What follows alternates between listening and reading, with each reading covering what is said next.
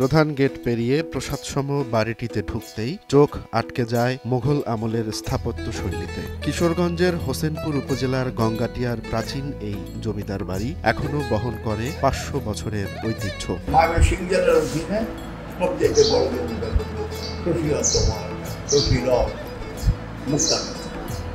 আমরা ছোট হ্যাঁ 18 বারে 14 আনার মালিক এখানকার 18 বারে আমরা 2 আনার মালিক 14 আনা হলো 18 বারে 2 আনার মালিক। সুতরাং ইন কম্পারিজন উইথ আদার জমিদার আমরা এটা জমিদারের পর্যায়ে করি, তবে আমাদের 2 আনা ছিল।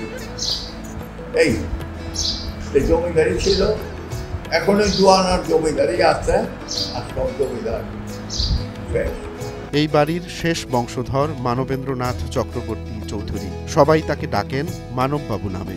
জমিদার না হলেও জমিদারি ঐতিহ্যে জন্ম ও বেড়ে ওঠা তার। ছিলেন হোসেনপুরের প্রথম উপজেলা চেয়ারম্যানও। জমিদার হল the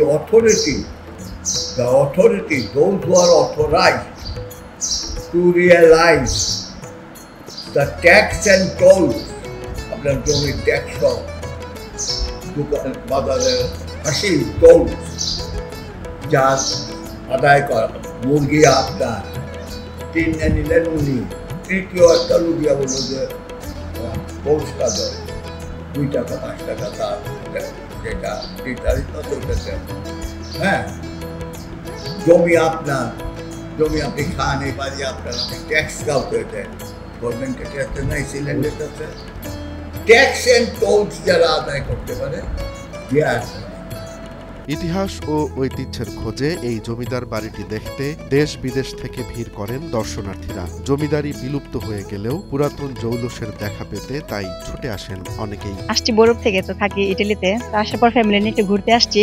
কিশোরগঞ্জ যেহেতু আসলাম, ভাবলাম রাজার বাড়ি একটু দেখে যাই। জমিদার বাড়ি আসলাম, দেখলাম, সবাই মিলে ঘুরলাম সব পরিবারে, অনেক ভালো লাগলো। পুরাতন বিল্ডিং, ঐতিহ্যবাহী জায়গা দেখে ঘুরে ফিরে সবার অনেক ভালো লাগলো। বিশেষ করে আমার বাচ্চাদের, মেয়েরা তো বাহিরে বড় হয়েছে, জন্ম হয়েছে, তারা তো নিজের দেশ সম্পর্কে, কালচার সম্পর্কে কিছু জানে না।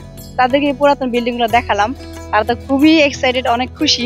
আয়ের উৎস কৃষি আর মৎস্য খামার। 5 একর জমির ফিশারিতে কাজ করছেন প্রায় 20 জন কর্মচারী। একজন ম্যানেজার, একজন সরকার আর কয়েকজন রান্নার সহকারী আছেন তার দেখভালে। এই জমিদার বাড়িতে বর্তমান জমিদার আছেন মানবেন্দ্রনাথ চক্রবর্তী চৌধুরী। ওনারা 2 ভাই ছিলেন। আমার ছোট ভাই তপন চক্রবর্তী চৌধুরী, উনি ভালো সঙ্গীত শিল্পী ছিল, উনি এখন বর্তমানে মারা গেছে, উনি নাই।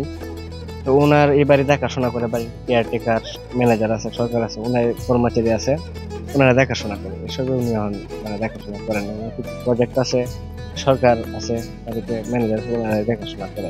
আগেকার দিনের রাজকীয়তা এখন আর নেই, তবে জলসা ঘরে আজও সন্ধ্যায় গানের আসর বসান মানববাবু। নিজের গলাতেই গেয়ে ওঠেন প্রিয় সব গান। মনের পাতায় পাতায় যা লেখা সে ভুল, ভুল সবই ভুল।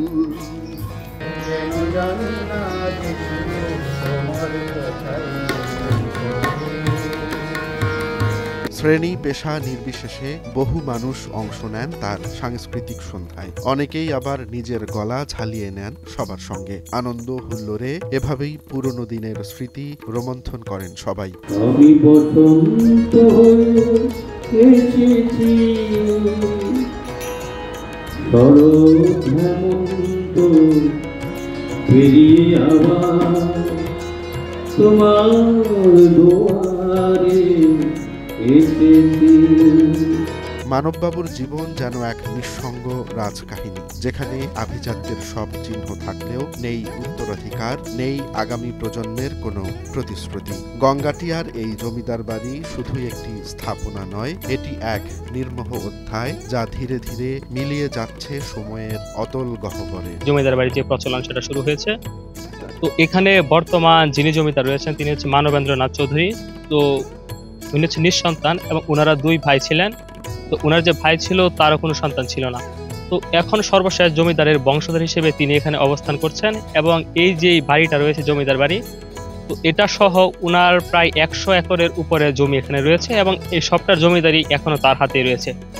তো উনি এই সবটা বাড়ি এখন দেখাশোনা করছেন এবং উনি এই হোসেনপুরে এখনো অবস্থান করছেন। রোমান্স তালুকদার, নয়া দিগন্ত।